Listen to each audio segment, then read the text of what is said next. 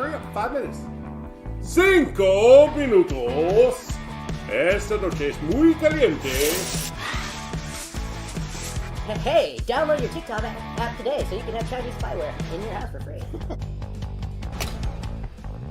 You go down! Give me money! Fucking future! We're talking about a fat ass and everything, yeah. No, I said loud ass.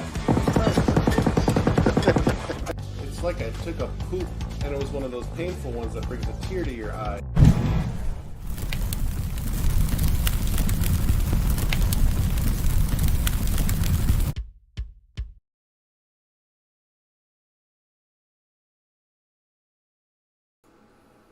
Hurry up, 5 minutes.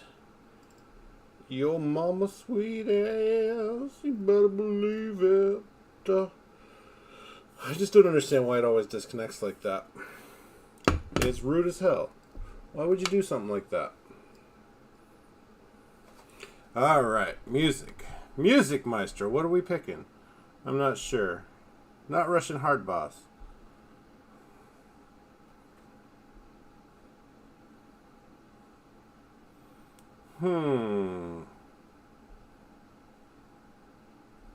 What are we listening to tonight? I'm not even sure.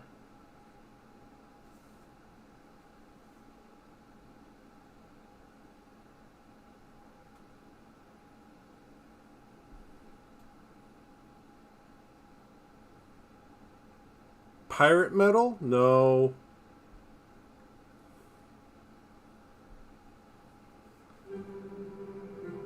Of course, we can listen to that jam right there.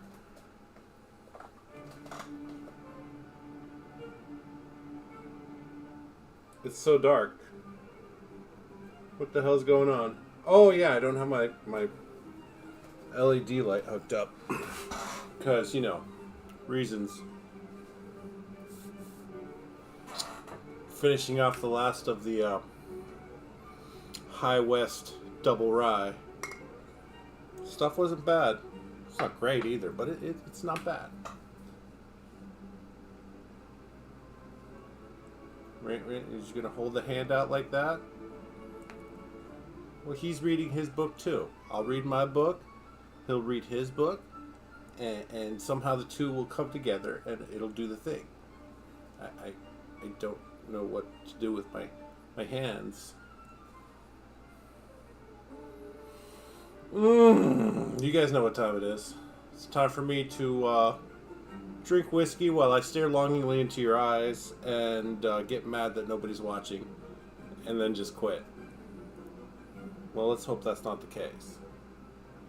Welcome to another episode of Psycho Gets Drunk. I mean, all in the name of the stream.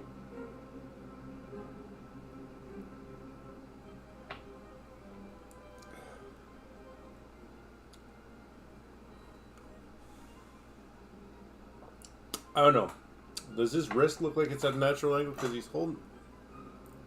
His hand is coming in, but it's also tilted up. You know what? I'm not the one that made it.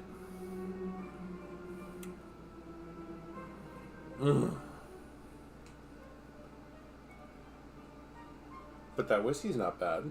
So that's the good news. The bad news is, shut up. There is no bad news, only Zool. Maybe one of these days. You know, I could...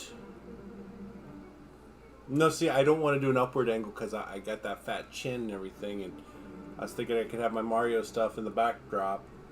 Maybe next time. Next week I'll do the Mario stuff in the background.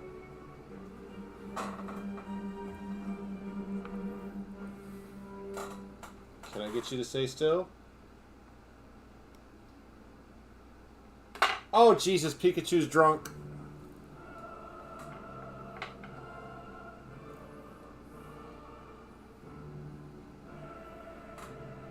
Maybe like this. There we go. He can hold him like that. There you go. That looks better already. We're adding a splash of color. We're doing the damn thing. As a matter of fact, you know what? I haven't been on camera since last Tuesday. Should I be on camera? I mean, it is me after all. Maybe I could do the whole Muppet Babies thing where you only see me from like the neck down. I'll be like Nanny. Man, they really need to release Muppet Babies on some form of entertainment, but there's too much copywritten stuff and they can't figure out all the odds and ends about it. And it makes me sad because Muppet Babies was actually pretty solid. I don't care what you say, Muppet Babies was good.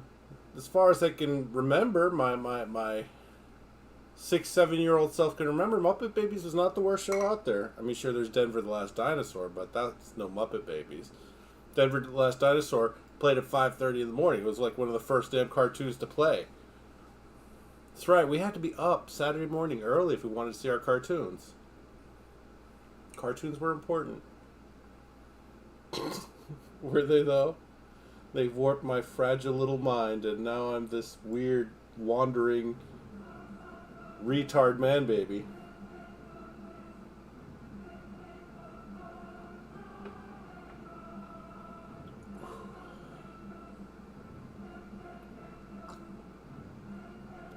Well, that is not the worst thing I've ever put in my mouth. What's the worst thing you've ever put in your mouth? I don't think we should talk about that on live stream. Waffles. Well, I'm waiting for some of y'all to filter in. I'm not sending out invites. If people can't join, then they can't join. It's okay. It just might be me rambling to a camera. That's fine. Perfectly fine. But you know what? I think we'll give you guys 2 hours. I'm not going to do a 40-minute stream again. Because, you know, I like you guys. And just because you don't tune in doesn't mean you don't like me. And I can't get that through my silly lizard brain that is the case. You know what I'm saying? Sometimes you take shit personally that you shouldn't, and I take lots of things personally that I absolutely should not. Unfortunately, since you guys aren't there to correct me otherwise, I can write my own story. That's how that works. Kind of like when the media is about to do a smear piece on you, what they do is they'll send you an email like an hour or two before they post the article bashing the shit out of your character, so you had a chance to tell your side of the story. And it's just like, really? And they don't always send out that email, regardless. And that's just how the media works these days.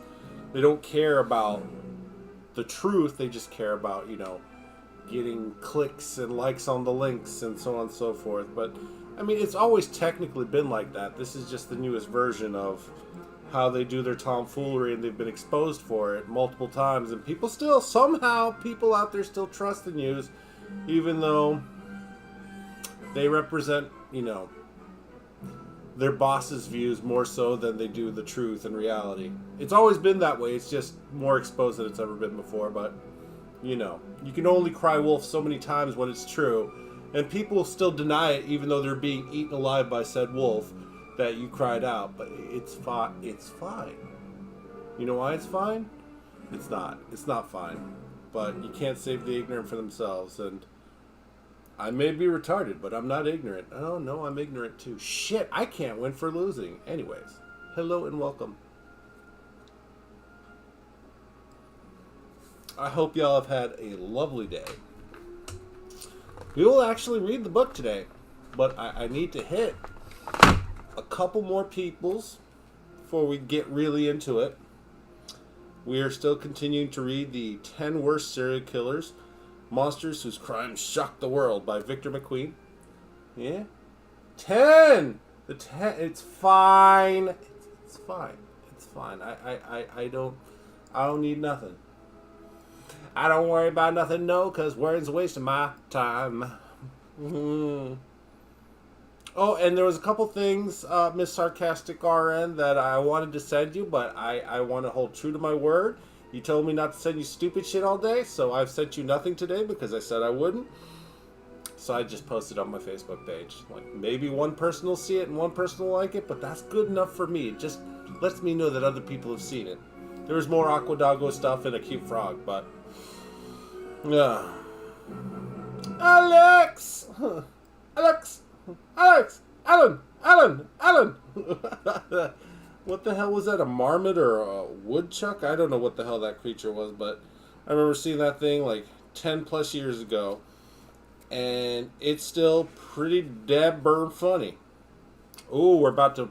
okay, first one... no, second one. Oh, no, there's more Aquadago. Well, good. I'm glad she loves the painting.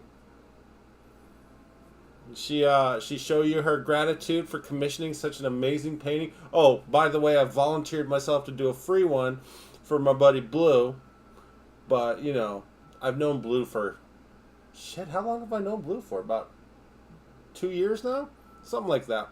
I've known Blue since before I bought my house. Well, bought my house is putting it lightly. Since I've attached myself financially and physically for this house. Is that how that works? I'm glad she likes it, though. Welcome to the stream, guys. Tonight we're drinking the rest of the High West double rye and water. Because you know what? I'm not going to ice down water down my whiskey with ice. Why would we do that? No.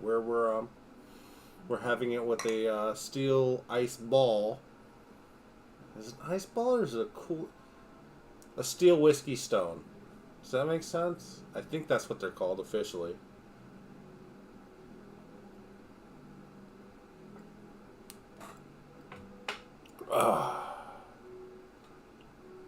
Steel whiskey stone.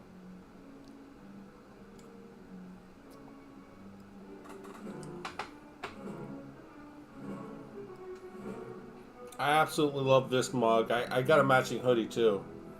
It said, Jesus loves you. Oh, wait. Fuck. I'm looking at the light. Jesus loves you, but I don't.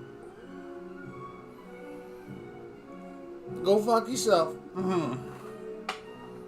Anyways. Where the hell is everybody? I was expecting people by now. I made a charcuterie board. And everything. Just kidding. I'm never expecting company. But when I do, I'm disappointed. Not in the company per se, but more so that, you know, people cancel last minute. It's fine. Don't take it personally. Things come up sometimes, and shut up. You're a loser. You're a loser. Bah. Anyways.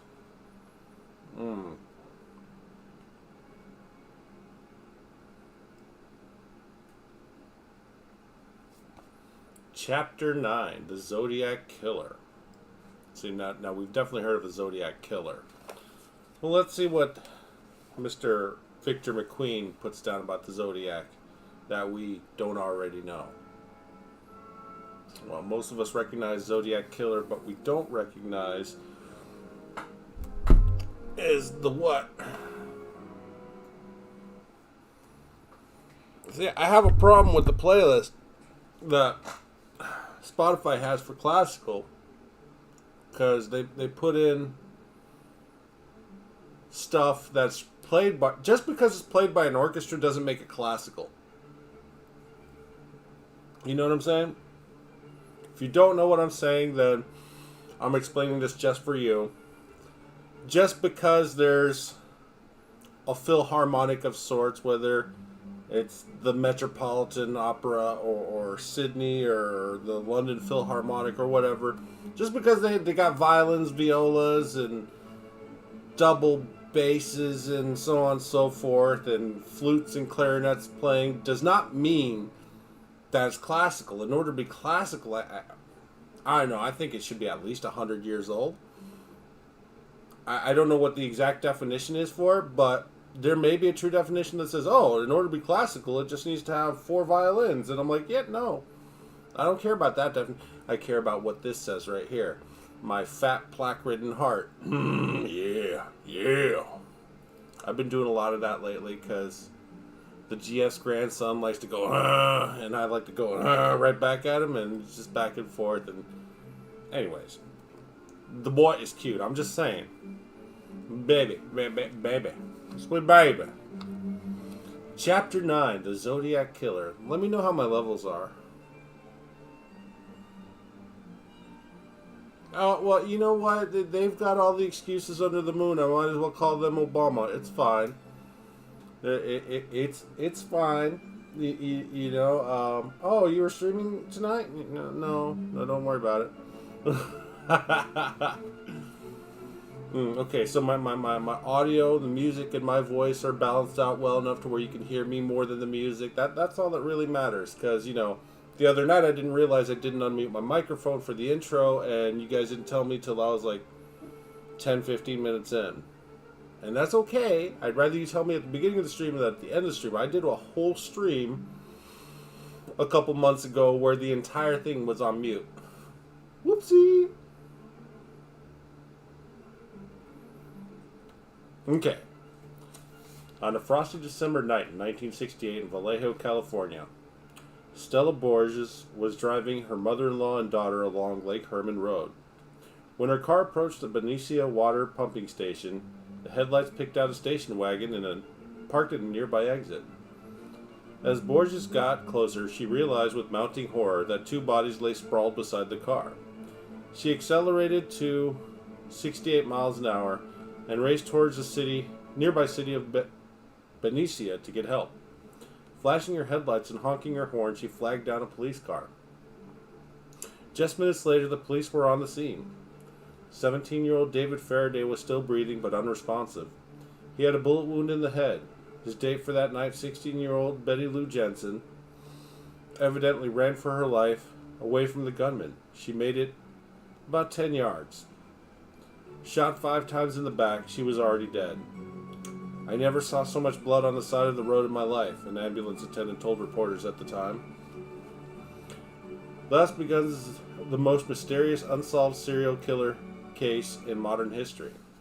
Although the world didn't know it yet, the two teenagers were lying on the roadside in fresh pools of blood, would later be identified as the first victims of the infamous Zodiac Killer. And apparently this is the handwriting of said Zodiac Killer, but I don't know if you guys can make that out. It's kind of tiny. Wait, over here? See that? It looks like chicken scratch. Motherfucker couldn't write for shit. Anyways, this is the Zodiac Killer speaking. I am the murderer of the taxi driver over by Washington Street and Maple Street last night. To prove this, here is a blood-stained piece of his shirt. I'm on the same... The fuck did you write? I am the same man who did in the people in the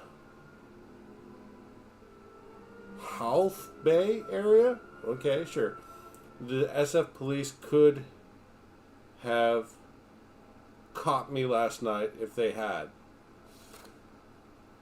This guy's handwriting is atrocious. Well, was? No. Has he been caught? I don't fucking know.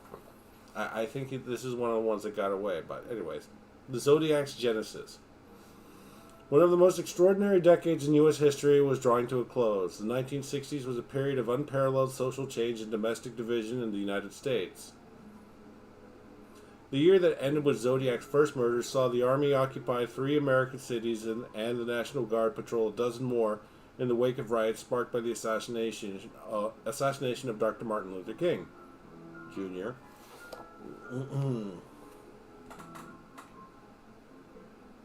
Wait, was Martin Luther King's Jr.'s father, was he also a doctor? Because I don't think the distinction should be made if that motherfucker didn't get a doctorate. I'm just saying. Anyways, penis. Democrat candidate for the White House, Robert Kennedy, was gunned down 2 months later. Incumbent President Lyndon Johnson had already announced he would not stand for re-election, all too aware of how divisive his policy to widen the war in Vietnam had become. The liberal New Deal coalition had brought the country through the challenges of the Great Depression, the Second World War, and the Cuban Missile Crisis was unraveling. Republican Richard Nixon was elected to the White House in November 1968. He promised to restore order and security to a country that had begun to feel as though it had lost its way. Well, he didn't do a bang-up job either, because he got caught while his boys got caught, and the man did not do well under pressure. But we're not talking about Nixon right now. Anyways, nowhere was a division in the U.S. society more starkly seen than in the West Coast San Francisco Bay Area. It was here that hippies proclaimed 1967 to be the summer of love. Oh boy, that's when it started, huh? Conservative America's bemusement with the flower children had rapidly turned to mistrust and fear. Republican Governor of California, Ronald Reagan, had already begun to crack down on the drug-taking, love-making, and peacenik protests. In Death Valley, cult leader Charles Manson preached to his family about a coming civil war and the end of the world. Maybe the world did end in the 60s. Who knows? Early 70s, penis.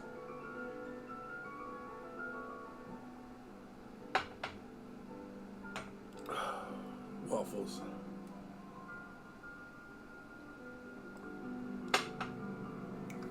Anyways. The very day after David Faraday and Betty Lou Jensen were murdered, Apollo 8 blasted off from the Kennedy Space Center on a mission to orbit to the moon. They took the famous Earthrise photo of planet Earth viewed from space and broadcast the creation story from the book of Genesis to an enthralled nation. The astronauts signed off with the words, "Good night, good luck, a Merry Christmas, and God bless all of you. All of you on the good earth."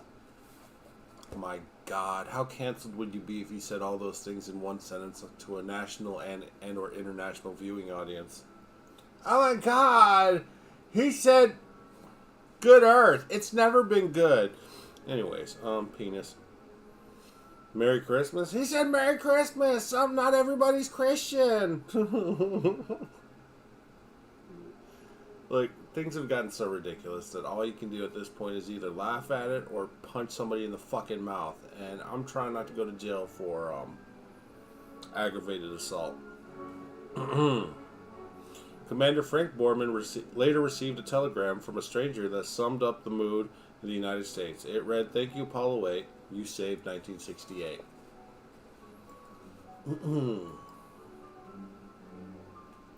On 21 July 1969, Neil Armstrong would take his famous one small step onto the surface of the moon. By then, back on Earth, the Zodiac Killer had murdered again. Classy dude.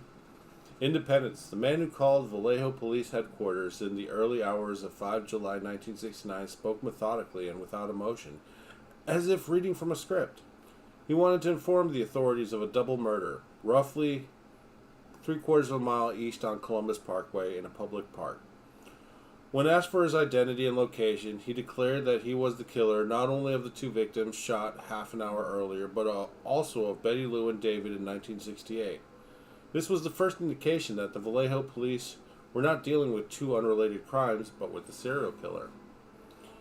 By the time of the call, police were already on the scene at Blue Rock Spring, alerted by 3 teenagers who had come across the couple. 19-year-old Mike Mago was found slumped against the right rear tire of a brown Corvair, bleeding heavily from gunshot wounds to the neck, leg, and arm. Darlene Farron, 22, was in the driver's seat, suffering from multiple gunshot wounds and barely alive. She is pronounced DOA at the nearby Kaiser Foundation Hospital. The anonymous caller was wrong about the double murder, however. Mago, despite his horrific injuries, survived. The story of Mago told the police was the first glimpse into the character of the Zodiac Killer. Mago stated that a white male had approached the car, shining a bright flashlight, and, without saying a word, began firing again and again. When he finally finished his murderous volley, he turned and walked back towards his own car. Mago cried out in pain, and the assailant returned to fire 2 more shots into him, and 2 more into Darlene. He then walked back to his car and sped off at high speed. Mago failed to get a good look at either the suspect or his car, but believed the man was a beefy with a large face and driving a light brown vehicle. I've never owned a light brown vehicle in my life, and I was not alive in 1969, so that should take the heat off of me for now. Little do they know I'm a time traveler. Just kidding, I'm not a time traveler. I'm traveling the same direction in time as everybody else. Forward, but at a different rate. Some parts are aging faster, and some parts are aging a lot slower. I got carded for cigarettes today, guys. Anyways, whoever attacked Darlene and Mike took a huge risk. It was the night of 4th of July, Independence Day, and thus a national holiday. Many people were out and about that night, heading to and from firework displays and parties. Any offender brazen enough to attack in such circumstances, and even to brag about it shortly afterwards, was likely to strike again. And so it proved. The most dangerous animal, and it's spelled A-N-A-M-A-L. Ooh, maybe I drank too much whiskey in too short a time period? Shh, it's fine. It's fine. In August 1969, three separate newspapers received almost identical letters claiming to be from the men who had attacked the four youngsters at Lake Herman Road and Blue Rock Spring. The letters included information about the crime scenes that only the killer or the police could possibly know. The Vallejo Times-Herald, San Francisco Chronicle, and San Francisco Examiner also each received 1/3 of a 408-symbol cryptogram that the killer claimed would reveal his identity. The papers all published their part of the cryptogram along with the killer's ominous threats to kill again. Ominous, anonymous, it's synonymous when it comes to this hypothesis. Oh, wait. The threats were ominous, but they were also anonymous because while he may have done a 3-piece cryptogram, kind of a bitch move. I'm just saying, hey, Zodiac Killer, if you're still out there and you happen to be watching right now, you're a fucking bitch. Want to talk about it? My platform with low to no viewers is here for you. Anyways, within a week, the cryptogram was broken by a husband and wife team of local researchers, Betty and Donald Harden. The message deciphered was as follows, complete with spelling and grammatical errors. See, that defeats the point of a fucking cryptogram if you can't fucking write. Anyways, I like killing people because it is so much fun. It is more fun than killing wild game in the forest because man is the most dangerous animal of all to kill. Something gives me the most thrilling experience. It is even better than getting your rocks off with a girl. The best part of it is that when I die, I will be reborn in paradise with a C. And they... Fuck me too? Okay. And they, Thei, have killed... will become my slaves. I will not give you my name because you will try to slow down or stop my collecting of slaves for my afterlife.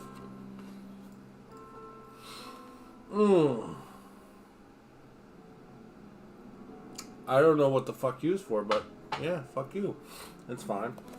What, you talking about me calling out the Zodiac Killer? I mean, the dude's got to be at least 85, 90 by now. How am I tonight? I'm telling you how I am. Where's my viewers? Get everybody on. Ring the fucking damn bells. The war is afoot.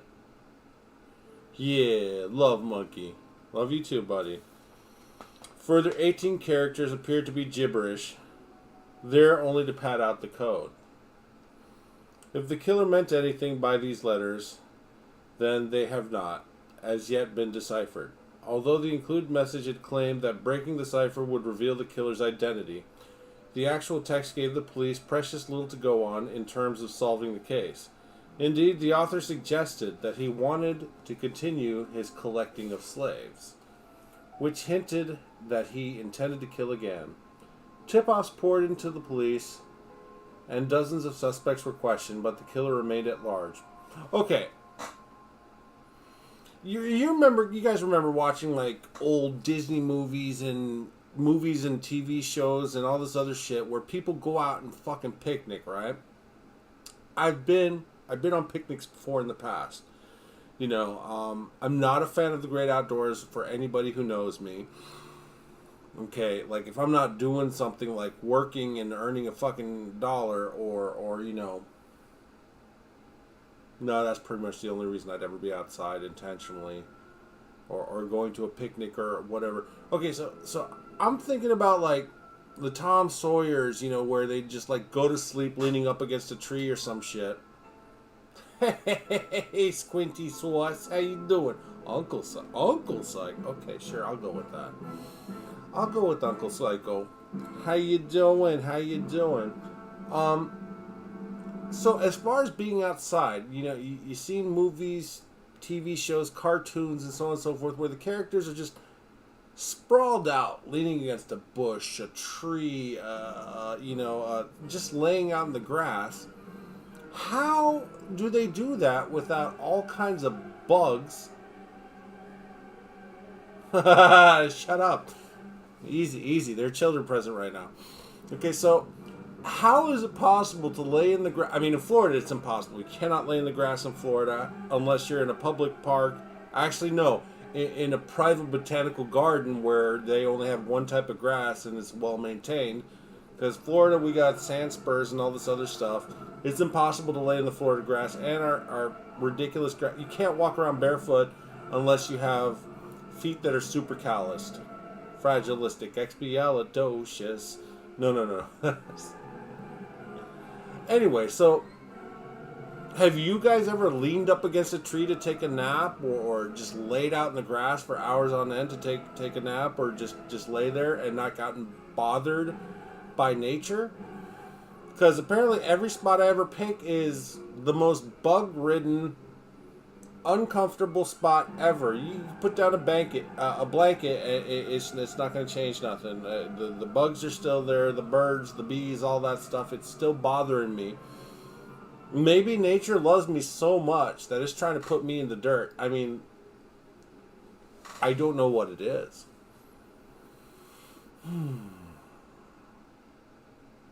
I'm trying.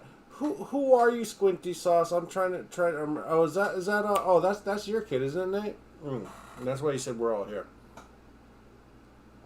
Anyways, I don't know how people enjoy the outdoors. Yeah. It took me a second because. Yeah. Okay. Cool. I don't get it. I've never been a fan of nature or being outside or the great outdoors in general. But I'm a fan of naps, and I'm a fan of relaxing and laying about doing nothing. So, I've just not had good experiences with nature. Yeah, you're a weirdo, and that's okay. We like you in spite of it. Maybe that's part of your charm. Not quite sure.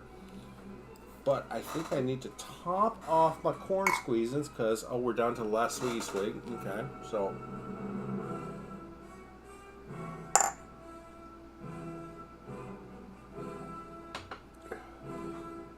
Now, when I was in the Army, and we'd have a field exercise of sorts, okay, and we would be out for couple weeks, couple days, whatever. That's when I usually use my time to catch up on my sleep. Because back in garrison, aka on base,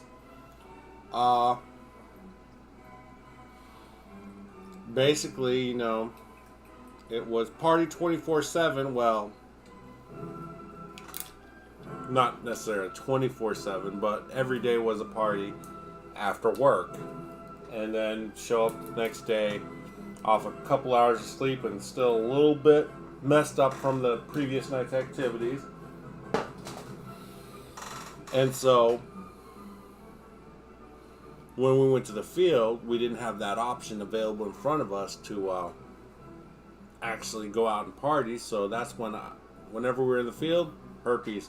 No, not so much herpes, but that was a possibility with our activities. I've had a very blessed life as far as the sociables are concerned. Lucky, I guess. So, I may not have been lucky from my perspective at the time, but generally speaking, dodging the studas. the STDs and so on and so forth, I've been blessed. Because Lord knows, rapping is not a type of music I'm into, so to speak. Yeah. Herpes is another word for toupee. It's something you put on your head if you're bald. It's a type of wig to cover up a bald spot. Herpes. It's a type of virus that's the most common amongst adults. Yeah, I think I could say that. I'm not going to lie to you, kid. But herpes was a nice save, huh? Yeah, I'd be a great uncle. What are you talking about? I'm sure your dad will explain it to you in his roundabout way if you're really curious. I'm not going to go divulge into further detail about herpes. What have you done, Nate? You know this is NSFW. But your kids are bright. They'll figure it out. He's got Google, right? They got tablets.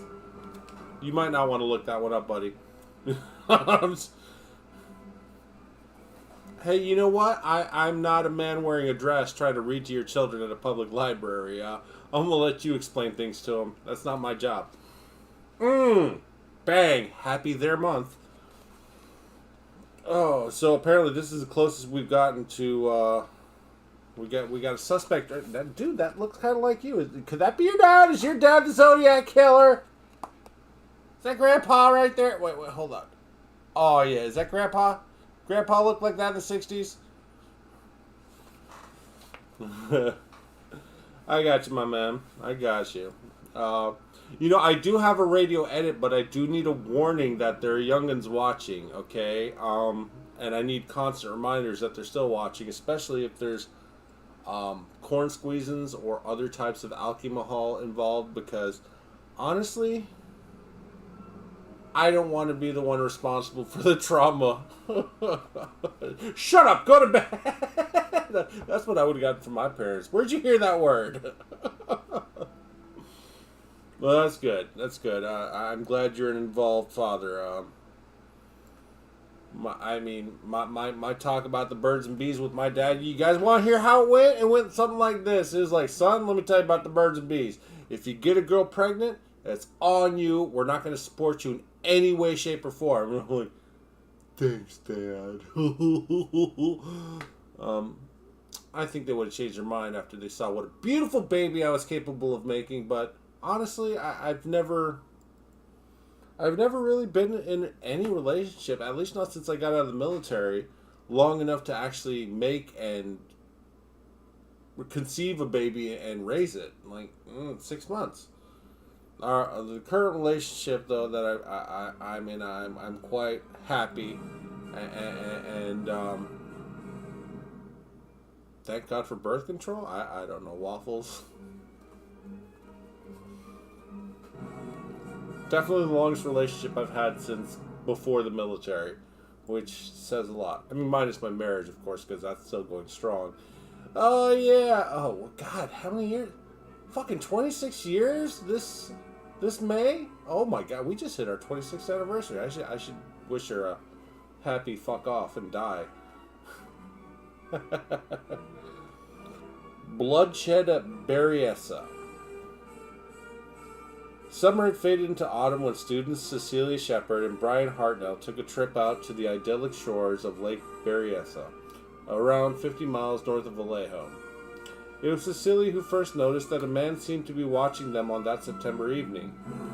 Brian, without his glasses on, only became aware of a problem when the man was practically upon them, holding a gun. He was wearing a bizarre costume, a square hood with clip-on glasses covered his head, and a bib came down over his chest. On it was sewn the same crosshair symbol that the Zodiac signed his letters with. The man told the two youngsters that he had just escaped from prison and needed money and a car in order to get to Mexico. Hartnell offered his wallet and car keys and tried to keep the assailant calm. But the man ordered Cecilia to tie up Brian, and once she had done so, he tightened the binds and tied her up too. As they lay helpless on the ground, he took out a knife that police would later estimate to be 10 to 12 inches long. He used it to stab Brian 6 times in the back, then Cecilia a total of 10 times as she writhed and spun in desperate terror. He then calmly walked away, taking neither the car keys nor the wallet. Brian and Cecilia managed to free themselves and eventually summoned help from a fisherman out on the lake. But by the time an ambulance had made it out to the remote spot, each of the victims had been bleeding heavily for more than an hour. Cecilia died in hospital 2 days later. She was 22 years old. Brian incredibly survived. The police who questioned him at his bedside later knew who was responsible for the attack. It was the latest atrocity by the Zodiac Killer. Look, I'm not trying to call out any aspiring future serial killers or current ones, but, most of them, there's clearly something wrong with them. Obviously, they voted for Biden. One's live and dead. Not the point, but the point is, what was the point? Yeah, they're fucking cowards. Very few of them actually approach their victims head on and unarmed. Bitches, I'll say this right now. My fascination with serial killers and stuff is trying to be able to spot that behavior from further off than, when it's too late. Because I'm telling you, when somebody's after you and they were already armed and prepared, it's very hard to be ready fast enough, as these guys can attest to it. But they're naive, they were young, it was the 60s, early 70s, whatever, penis.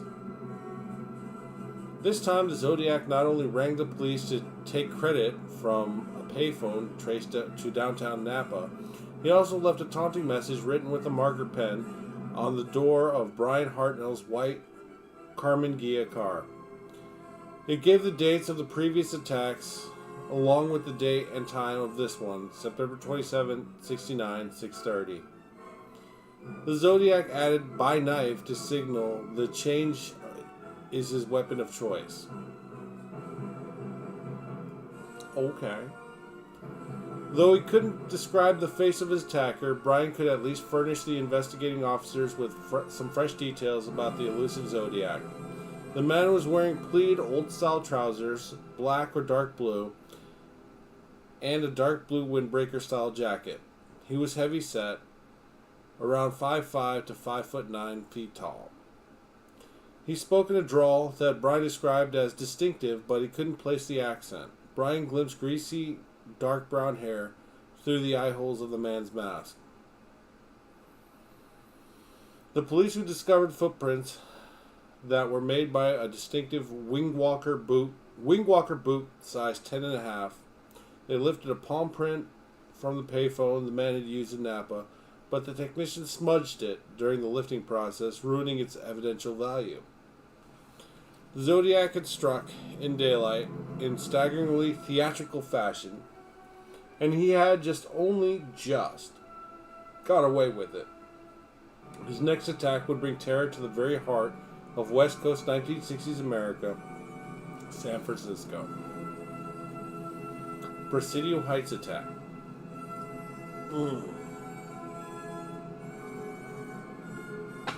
Calm down, psycho. On 11th Saturday, October 1969, San Francisco cab driver Paul Stein picked up a fare at the corner of Mason and Geary Streets in Union Square, San Francisco. His passenger asked to be taken to an area near the Presidio at the northern tip of the peninsula. It is not known whether the man who climbed into his cab sat in the rear or the front seat with Stein. It is known that the man he picked up was the Zodiac Killer. Ooh, psycho killer, qu'est-ce que c'est? Fa fa fa fa fa fa fa fa fa fa murder.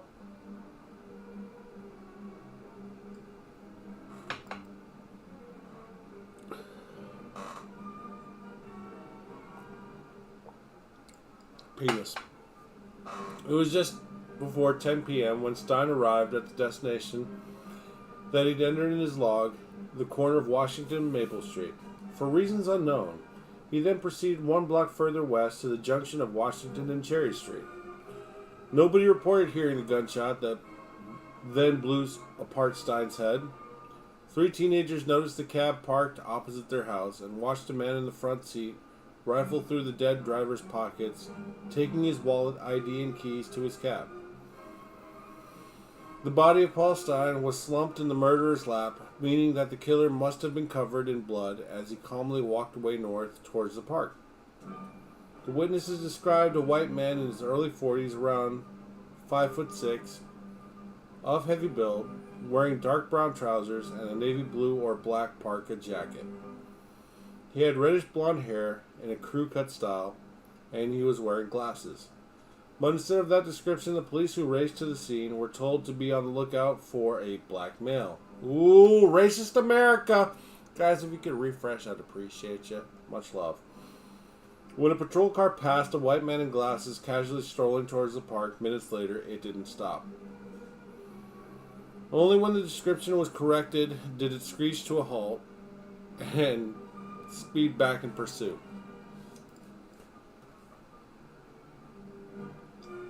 But by then it was too late.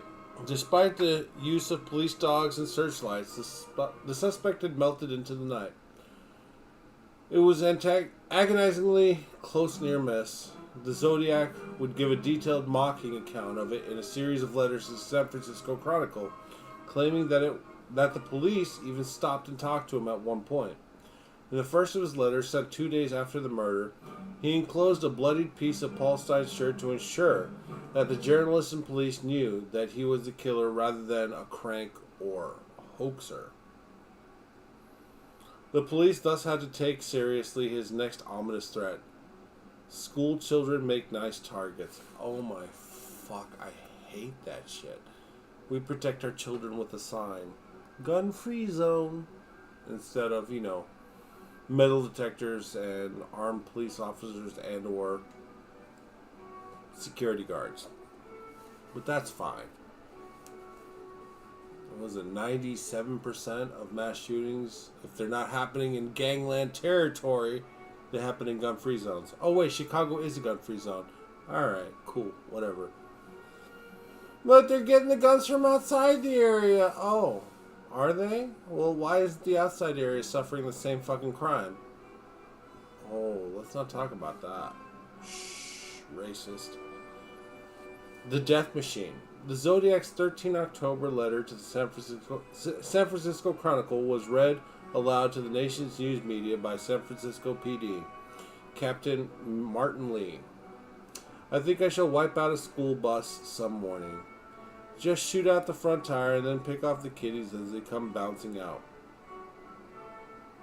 This guy was a scumbag and then some. I appreciate you guys refreshing, and if you guys didn't refresh, I appreciate my new viewers. Love you too. The threat caused panic across California and particularly in San Francisco. Buses changed routes daily. Marked and unmarked police cars followed ahead or behind them, and fixed-wing aircraft patrolled overhead. The police instructed school bus drivers to keep their buses moving at all costs and advised passengers to lie on the floor in the event of an attack. The authorities were deluged with calls from members of the public across the United States offering tips and outlining suspicions and fears. After a couple of weeks, the danger appeared to have subsided, but then the Zodiac Killer wrote another letter on 10 November. He began by claiming to now have killed 7 people, 2 more than the police had thus far associated him with. Then, in closing details, diagrams to back up his claim, he outlined his plan to carry out a terrorist attack on school children by using a bomb he described as the Death Machine. He also sent another cryptogram containing another 340 mysterious characters. To this day, the Zodiac's message has never been decoded. There have been countless attempts and claims to have broken the code, but none has been widely accepted as successful. On 20 December 1969, exactly 1 year after the murders of David Faraday and Betty Lou Jensen, the Zodiac posted a further letter to the prominent lawyer Melvin Belli. Along with another swatch of Paul Stein's bloody shirt, he claimed to have now killed 8 and stated that the Death Machine was taking longer to prepare than he had imagined. He wished Belli a happy Christmas and asked him for help in controlling this thing in me. Oh, yeah, it's not you that did it. It's that thing inside you. There were several further communications which purported to be from the Zodiac, though most are now considered to be fakes. A greeting card sent to the Chronicle urged people to wear Zodiac buttons, and a map of the Mount Diablo area was sent to another cipher that claimed to reveal where a bomb had been planted. This communication claimed that the Zodiac's body count had now risen to 12. Again, the cipher had never been broken. On 27 October 1970, Chronicle reported Paul Avery received a Halloween card that seemed to threaten his life and also appeared to claim that the Zodiac's running total of victims had reached 14. Despite the claims, however, no further murders were definitively linked to the killer.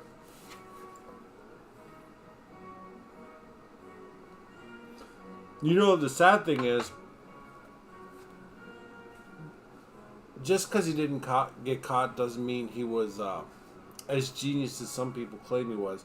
He came up with the cipher, but his grasp of probably the one language that he spoke was fleeting at best. And I'm sure the Zodiac Killer thought he was the smartest smart of the smart. You know, I've come up with these cryptograms. You know, I'm gonna come up with the symbol for each letter and so on and so forth. But it just reminds me of kids and their need to come up with new slang terminology to stay one step ahead of the police and to piss off their white parents. You know, it's like, dude, you speak one language and one language only, and you speak it poorly, and you're trying to change it. Why? Stop with the yeet and the fleek and all this other shit. But, you know, that's what kids do. They come up with these slang terms that mean fuck all, but they get adopted into the vernacular at large, and it irritates me because it's kind of ignorant. Not ignorant, it's that too, but it's ignorant. It's ignorant. Yeah, stop playing. Okay, so either comment or refresh. Either way, I love you guys.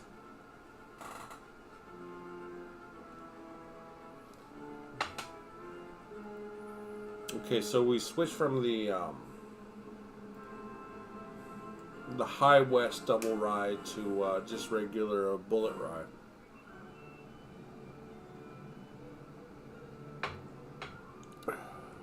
$38 minutes is 50. What? Hour 38 minutes. What? There's no way it's only been 50 some odd minutes. That's just broken. Oh wait, that was at 9:51. 9:51, so I add another 20 minutes to that. Okay, 58. So it's been an hour, just over an hour. Penis. The Zodiac's legacy. Why did the slaughter suddenly stop? Is it yet another mystery in this most mysterious of cases? Some have suggested that the Zodiac Killer was arrested and jailed for some unrelated crime, and this ended his career. Others posit that he died or moved away from the San Francisco area to assume another identity elsewhere. Perhaps others argue he simply grew bored and ended his reign of terror because it no longer amused or thrilled him. That's one more theory, perhaps most troubling of all, that the later Zodiac letters are true, and that the body count provided in them is accurate. In one letter, the author wrote, "When I commit my murders, they shall look like routine robberies, killings of anger, and a few fake accidents, etc." Could the Zodiac really have killed, as he went on to claim, a total of 37 people without the police even realizing the deaths were murders? Probably. Cops are not the brightest, and they gotta work with what they have in front of them. The first serial killer to attain legendary status was Jack the Ripper, and like Jack, the Zodiac Killer, he had evaded capture. Perhaps this explains why these two killers remain so fascinating to researchers today.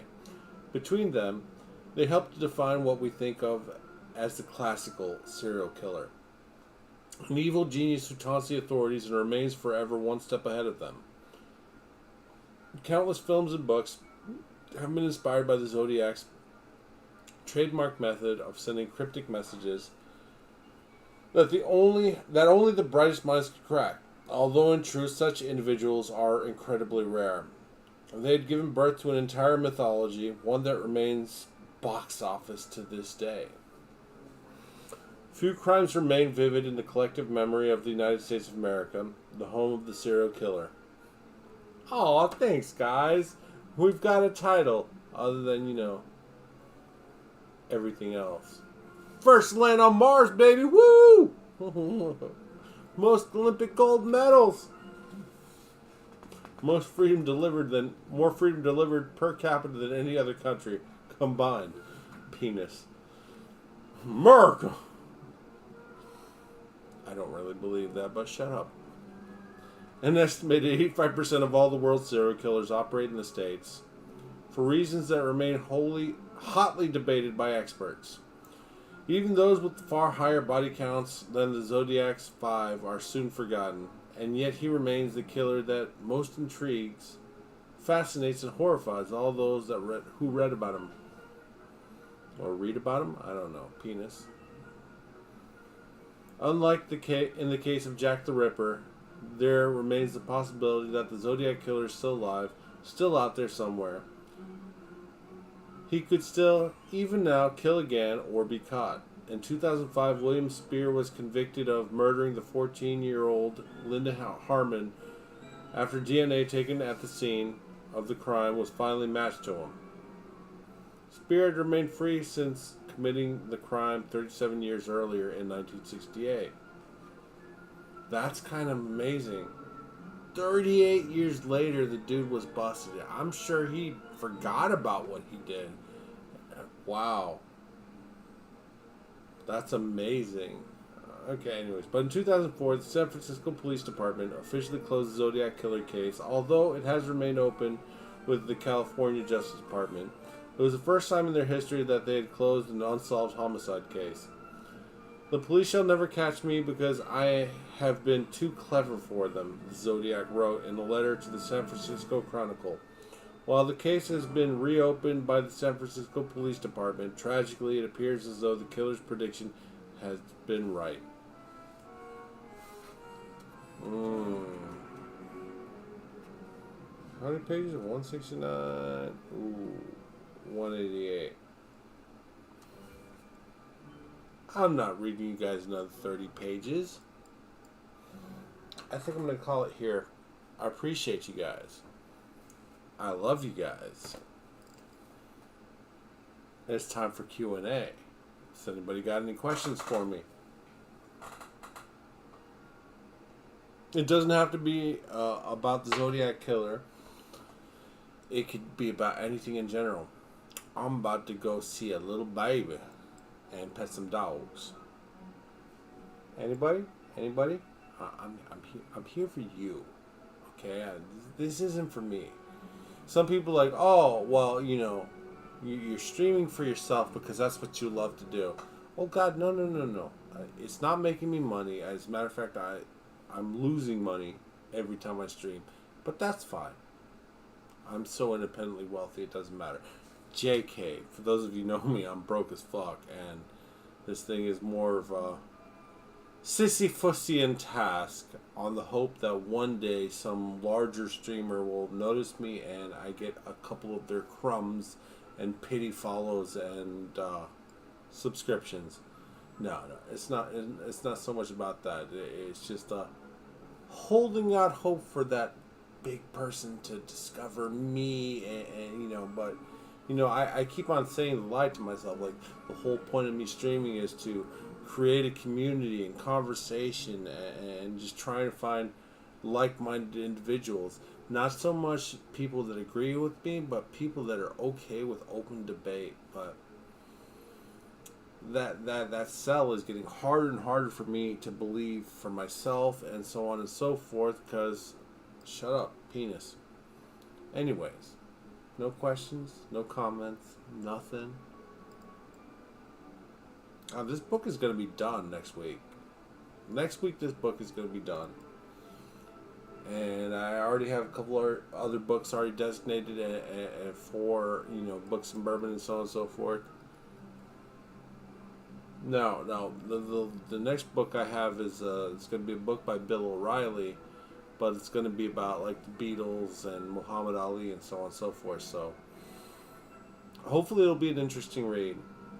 I'm sure it was on the New York Times for at least a couple weeks, if anything. Anyways, so nothing.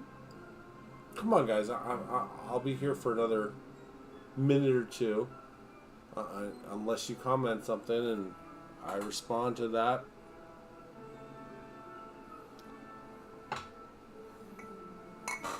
Questions? Comments? How is Psycho doing? Well, I'm doing all right, but it could be better if you guys,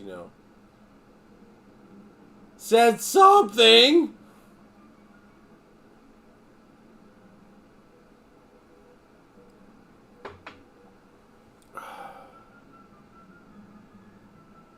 Nothing?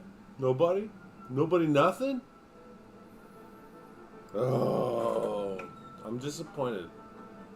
It's not that I wasn't eating waffles. Oh, that's a great comment. I do like waffles. I think not only are waffles pancakes with abs, but a Belgian waffle doesn't even need syrup. Not only that, but waffles are better than pancakes. I've said it once, I'll say it 1,000 times again. Waffles are superior to pancakes in every way, shape, or form. I'm not going to include that frozen bullshit they call Eggo. Lego my Eggo. Okay, that was catchy. Y'all came up with that shit in the 80s. It's time for some new marketing, guys. Now, there was the internet on the whole blue waffle thing, and let's not get into that. Because, as it turns out, that was a bit of a hoax, but that doesn't mean there wasn't a bunch of nasty pictures directly attached to said hoax. Other than that, waffles. As long as you don't Google image search lemon party, you'll be alright. Because, there's nothing more disgusting than a teenage boy. False! Old men. Old men are far more disgusting than teenage boys. What's more disgusting than that? Old men having sex with other old men, aka lemon party. Don't Google it. It's gross. It's disgusting. Don't do it. Save yourself and your eyeballs the scarring that they clearly don't need, because thanks to the internet, everything is disgusting. And you can do your best as a parent and or grandparent to shield your babies from exposure to such utter debauchery. There's only so much you can do. It's sad and it's disgusting and it's creepy and weird. You can always hope that you raise them the best you could to make their own decisions and go from there. But you're still always, no matter what age they get, it doesn't matter if they're 30, 40 years old living on their own, you still worry about them. And I'm trying to think, pull out game strong or not, how many possible mini psychos do we have running around in the world today without the guidance of a true man? And I'm not saying that I'm a true man, but by today's definitions and standards, I'm your typical old school dinosaur, dragon, whatever of a man. I know gender roles and so on and so forth. Don't judge me. I'm not a bad guy at heart, but I accept reality at face value. I know what's true and tried and true, and I do my darndest to stand by some level of normalcy and reality. If that makes me an istaphobe, so be it. I'm an istaphobe. Remember, kids, when you've started getting attacked with ad hominem attacks, you've won the argument. So instead of arguing your points and counterpoints, they're arguing against your personal character and appearance. It means they've lost the argument and they've got nothing else to go on except for personal attacks, and especially with leftists. But we're not going to try to get too political with the thing. What we're going to do is we're going to drink a little bit more whiskey and wait for it. And this is just from one word: waffles, with an emoji of waffles. Does anybody have any questions or comments about tonight's stream or anything in general? Like, ask me about Bud Light or whatever. Because initially with Bud Light, there was just like, you are a creeper. You hiss and you explode when somebody comes across your green. I'm drinking. Actually, I switched from the High Country Double Rye to Bullet Bourbon or Bullet Rye. I only got a couple little sippy sips and swigs. Do I practice Kung Fu? No, I do not, because I believe in effective means of self-defense. Strength, power, and cutting off air supplies and blood supplies. That's what I'm a fan of. Arm bars, not so much. I mean, yes, twisting somebody's elbow backwards is a wonderful way of stopping an attack. What are my pronouns? My pronouns are he, him, and right. So thank you. I do appreciate the questions. No, Nate, seriously, I do. And I'm not trying to mock anybody, but you know what? Cardi B speaks to me on a spiritual level. So, you guys know, Wet Ass Pussy is my personal anthem, WAP. Yes, but, when you're talking about me to other people, I prefer certain words to be spoken. So it's he, him, right? Those are the three acceptable uses of me when talking to other people. There's an old Buddhist proverb, and it might not be a Buddhist proverb, but people's opinion about you are none of your business. Ooh, tacos? Fuck, I can't drive, but tacos do sound delish. I was actually going to do pierogies. Tonight's going to be pierogies. So I was going to do my potato and cheese pierogies with a beautiful layer of butter and cheese, because clearly I need more salt and fats in my life. Obviously, look, I'm just skin and bone. Who doesn't love tacos? Okay, now while I agree with Bill, I believe it was Bill Burr who said that tacos are a stupid sandwich, and I don't disagree with them, but that does not make them any less delicious and fun to consume. You gotta tilt your head. No matter how well you try to eat the sumbitch, you're always gonna have crumbs and shit falling down out of the sky. But the good news is that doesn't make them any less delicious. Now, I do have a little bit of a bone to pick. Okay, so I went to Taco Bell recently, and I know people are like, that's not Mexican. I'm like, I don't give a shit. Right, so I ordered the party pack, the 12 tacos, and I said I'd like them half and half. That meant half soft and half hard shell, right? That's not what they understood. But that's okay, because I start every conversation, whether I'm at a restaurant with a waiter or waitress, I start off with asking them how their day's been going, how they're doing, right? I do the same thing at the drive-thru. And sometimes it gets me free shit. It doesn't matter if I give a fuck about how they're actually doing. What matters is, I've seen your new puppy and I need more pictures. I do need more pictures of the baby and video if you have any. Yes, you did. Beautiful baby. But I need more pictures and video if you have any. Anyways, okay, so my general interaction with normal human beings that work retail, food industry, service industry, so on and so forth, I give enough of a shit to take time out before we get to business at hand, okay, is just to ask them if they're doing okay, how they're doing. And some of them will straight up, the floodgates will open, like, yeah, I'm pregnant with my fourth baby and I don't know how I can afford to pay for it and all this other shit. Actual conversation. They'll share with me. They'll overshare. And that's fine. And they know deep down that I really don't give a shit. But at the same time,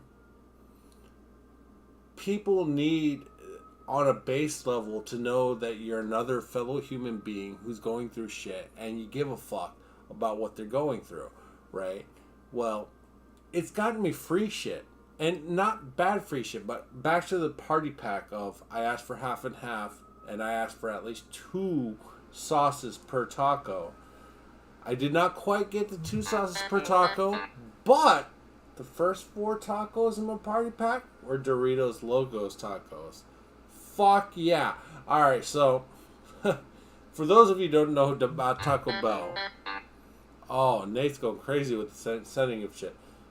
Doritos Locos tacos are basically a taco shell that's a Dorito chip. Holy fuck. Amazing. You could have that taco and not need sauce, but since these were Supremes... Anyways, long story short, I didn't get as many fire sauces as I wanted, but the first 4 out of the 12 tacos in my box were all Doritos Locos. And I was just like, oh! So technically, 33% should have costed a little bit more. Nate, you're a fucking weirdo. We don't give a shit about your opinion. I mean, I love you. Diablo's garbage. It's not hot enough to justify the name Devil, first of all. And secondly, I prefer the chunks of jalapeno that come with fire sauce. I think it tastes better. The Diablo sauce is boring. Like, it's just hot, but it's not hot, right? It's suffering from an identity crisis when it comes to fucking damn salsas. Well, you also enjoy scotch, so we disagree on that point too. I know I introduced you to the world of scotch, but bro, the heat is not hot enough to call it Diablo. You do love scotch, and I'm sorry. If that's what you're into, God bless you. I'm still not into scotch, even though I introduced you to scotch. I apologize. You are next level liquor, and to be fair, rye and bourbon is good enough for me. I still prefer to have flavor over anything else, and I think scotch is supposed to be enjoyed with cigars, and I'm not into those either. So, penis. What do you want me to say? I'm saying that you're a good dude. I question why we're friends. Because, we make plans and then you're like, my phone didn't ring, but you couldn't call me either. It's fine. It's fine. Even though you're my tech guy. Fortunately, nothing is broken since I've tried to apply the updates, but it would be dumb because the shit was already running, so I haven't applied any updates. I don't. It's been almost a year since I've applied updates to MoveBot or Restream or anything else. Like, I'm scared because it might break shit, and then I'll really have to get you on the phone. But that's not the point. What is the point? I'm not sure. But as I was talking, I may not have gotten. Oh, okay. So on that 12 pack of tacos, 4 of them were Doritos Locos, and they were all hard shell, even though I asked for half and half. So my biggest complaint is that I didn't get. Oh wait, I also asked for Pepsi with no ice, and I got a Pepsi with ice, and I was like, don't worry about it. I'm not that person. I'm not that Karen that's gonna trip out about you messing up one thing. He messed up 2 things, but 3 things technically, because he didn't get the sauce right either. I got 4 Doritos Locos Supreme Tacos in my taco party pack, and I wasn't mad at it. Sometimes I fare better, sometimes I fare worse, sometimes it's just whatever. But when you take that time out of your life to address someone and talk to them like a human being and just ask them, how you doing today? It means a lot for a lot of people. And I understand we're all in a hurry. We're all trying to do our own things. But they're human beings as well. Okay? You might be talking to the next person who cures cancer. Probably not. But there hasn't been a single one so far. You know, as hard and as mean as I portray myself to be, I do care. I do care about people. And I do hope they make the best of themselves in their own personal lives. And if some of that happens to trickle down to me at some point, cool. If it doesn't, that's fine, because my spirit and my conscience are on a higher level. I mean, don't get me wrong, I will shoot you in the face as easily as I will share a plate with you, but, you know, it's just one of those weird fucking things. Whether I genuinely care, I try to make... No, hemorrhoid teddy bear. I irritate assholes. There's a difference. You know, it doesn't matter if you genuinely care. Take that time out of your life when you're going through a drive-through, or even when you're working with a return that was absolutely a nightmare situation. That person who's trying to take your return without a receipt or with a receipt, doesn't matter if they've got an attitude. If you just take that time out of your life to talk to that person as an individual, as a human being, it will mean more to them on the short run than it will ever mean to you. And did it kill you to take that extra second and a half to ask how they're doing? It probably didn't. You know, you're going to get accomplished what you set out to accomplish, but you don't need to be like, everything I need to do is more important than what you do. You know what I'm saying? Because they're technically getting paid to see you, but you don't need to talk to them like that. Just be a little kinder, a little softer, and you know, treat others the way you'd expect to be treated. That for me personally extends to personal relationships and so on and so forth. Minus dogs, okay?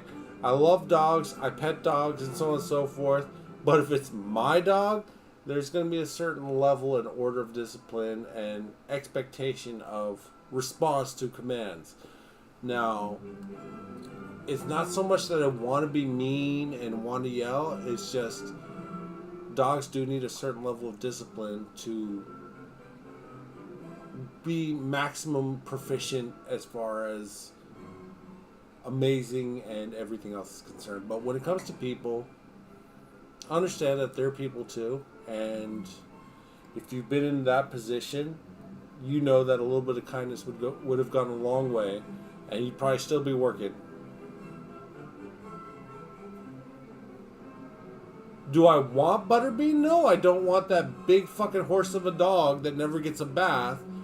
You know, he's a sweet boy, but no, I do not want another dog in my house. Because he's not an inside dog, and I'm an inside dog kind of person. And he's definitely not fixed, and Roxy isn't either. I do not want puppies. Why are you trying to get rid of Butterbean? That's a sweet boy. That's a bear of a dog. That's a big-ass fucking dog. Does he not get along with your pop? If I had a big farmhouse, I would absolutely take him, but I do not have a big farmhouse. I have a small 3-bedroom, 2-bath house, and I just can't take him. He's having fun. Don't judge that boy. You see the Zodiac Killer?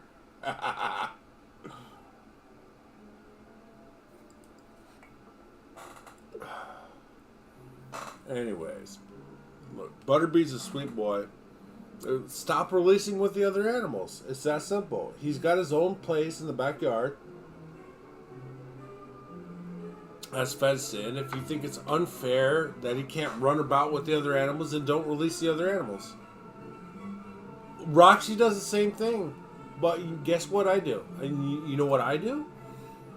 I tell her no, stop, drop it. No, ma'am. That's what I do. He's not really caged up, though. He does have a backyard, but I understand, and I love that boy to death, but I can't take him. He would be my backyard dog, and Roxy would have to get fixed before anything else happened, and that's just a $400 expense that I just don't have right now. Okay, question. Would you be okay with him being caged in my backyard? You know what I'm saying?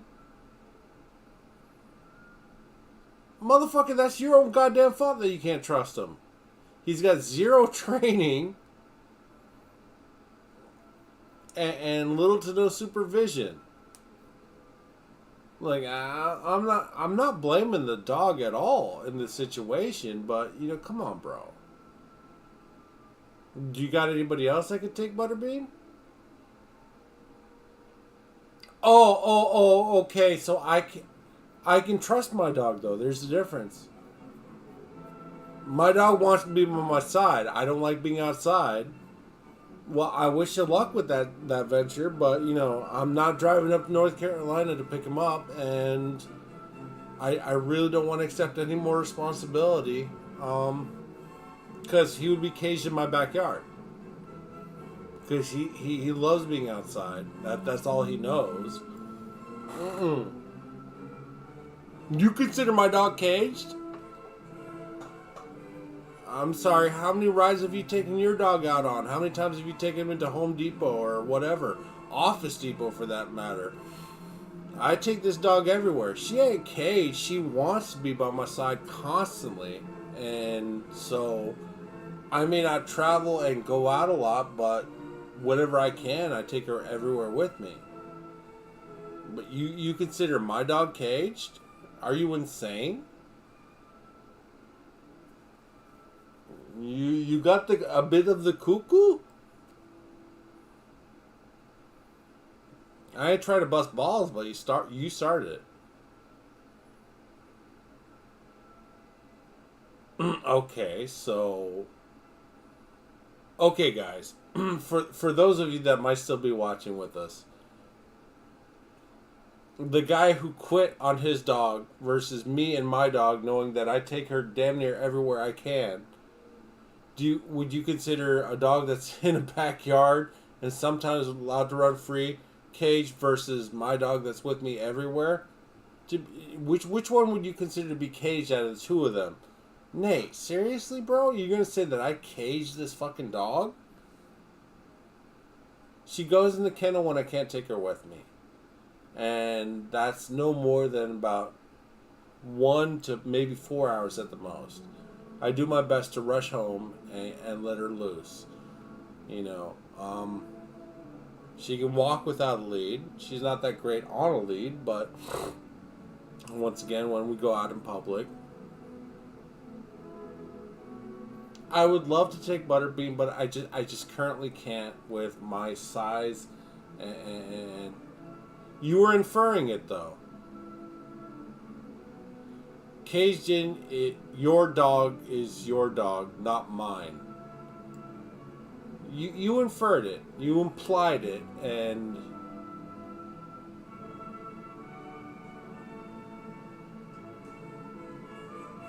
listen, even though I have a larger backyard than you have fenced in for him,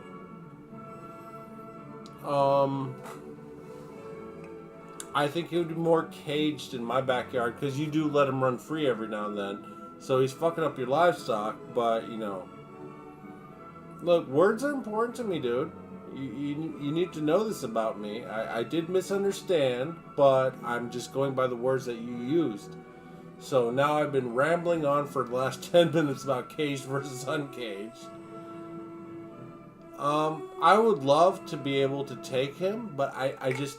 financially, it doesn't make sense for me to do, and you know, he's a sweet boy, but I've never been by, you know,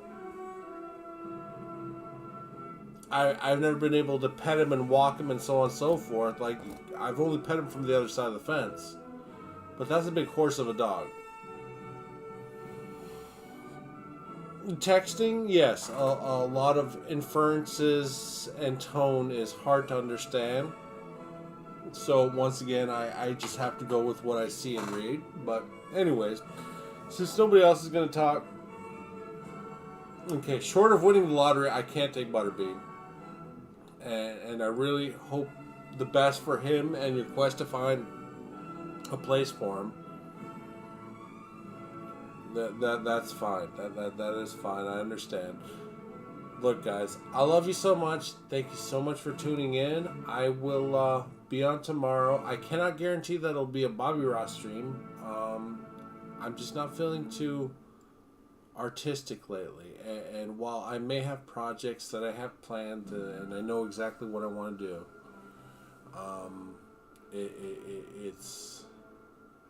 it's tough to find inspiration sometimes, no matter how well things are going.